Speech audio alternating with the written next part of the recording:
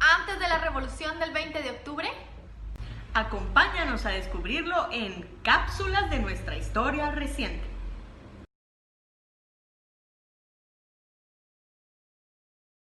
En mayo de 1871, el general Justo Rufino Barrios y el general Miguel García Granados realizaron el movimiento de reforma liberal. Ese movimiento buscaba organizar mejor al ejército, quitar la tierra a las comunidades indígenas y a la iglesia, así como crear mano de obra forzada para trabajar en las fincas cafetaleras. Las más afectadas fueron las comunidades indígenas, situadas especialmente en la bocacosta de Quetzaltenango, San Marcos y Alta Verapaz. Nacieron las primeras industrias como la fábrica de hilos Cantel y la cervecería centroamericana. Se trajo a Guatemala el primer ferrocarril.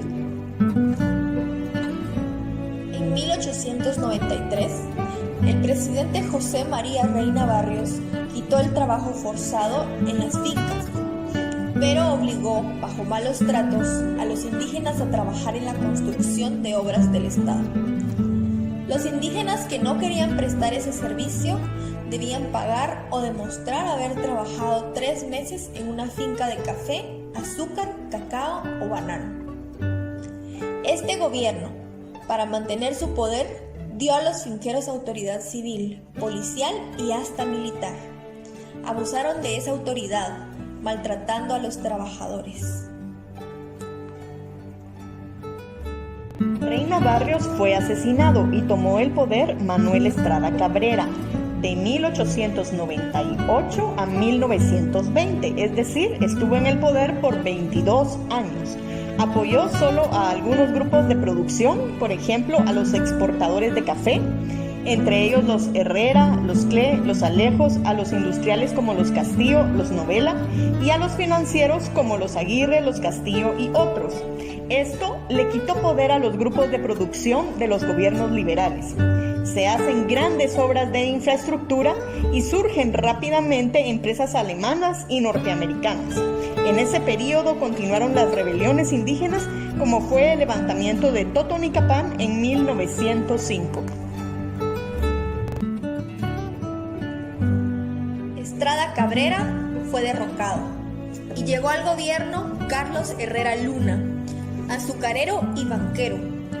Herrera reconoció el cooperativismo y algunos derechos individuales, pero limitó las protestas con el reglamento de manifestaciones. Durante ese gobierno se comenzó a cultivar el cardamomo en Alta Verapaz. Se creó la Asociación General de Agricultores, por sus siglas AGA, y se conformó la Cámara de Comercio. También llegaron al país familias como los Gutiérrez, los Botrán y los Canella.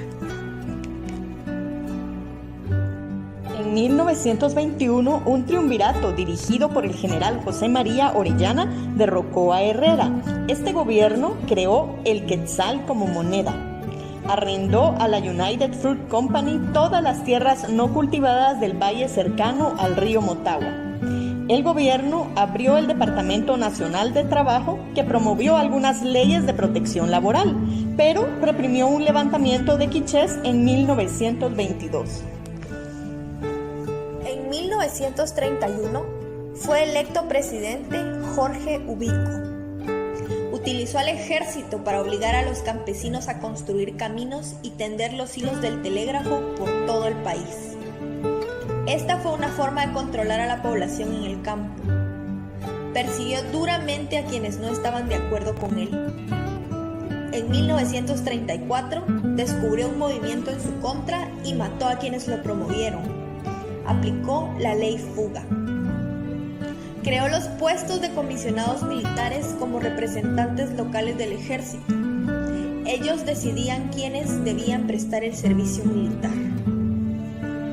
Ubico canceló el sistema que tenían los hacendados de pagar anticipos a sus jornaleros para mantenerlos endeudados y obligarlos a trabajar siempre en sus plantaciones. Esto permitió a algunos indígenas dedicarse a la actividad comercial. En junio de 1944, Ubico tuvo que entregar el poder por las fuertes protestas populares en su contra. Federico Ponce Báides continuó con el terror como lo hacía Ubico. Ordenó matar al director del periódico El Imparcial, Alejandro Córdoba, único candidato que se oponía a la presidencia. Provocó enfrentamientos entre los indígenas y los ladinos de Patsicía, Chimaltenango, al hacer falsas promesas de dar tierra solo a los indígenas. Estos fueron perseguidos por grupos paramilitares. El resultado fue de 400 a 600 víctimas.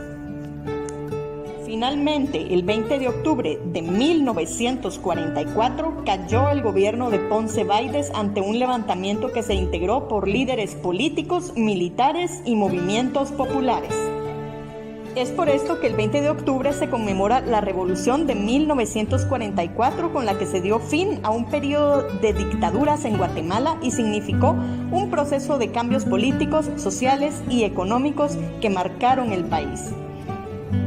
Ambos gobiernos se constituyeron a través de elecciones democráticas, postulándose entre otros partidos políticos y obteniendo una gran mayoría de votos. Durante este tiempo, el pueblo, militares, profesionales, comerciantes y artesanos tuvieron oportunidad de trabajar en conjunto dentro de la administración del Estado y las instituciones políticas. Con esto se democratizaron las organizaciones políticas. También en forma conjunta se hicieron reformas al Estado como el derecho al voto y la autonomía municipal.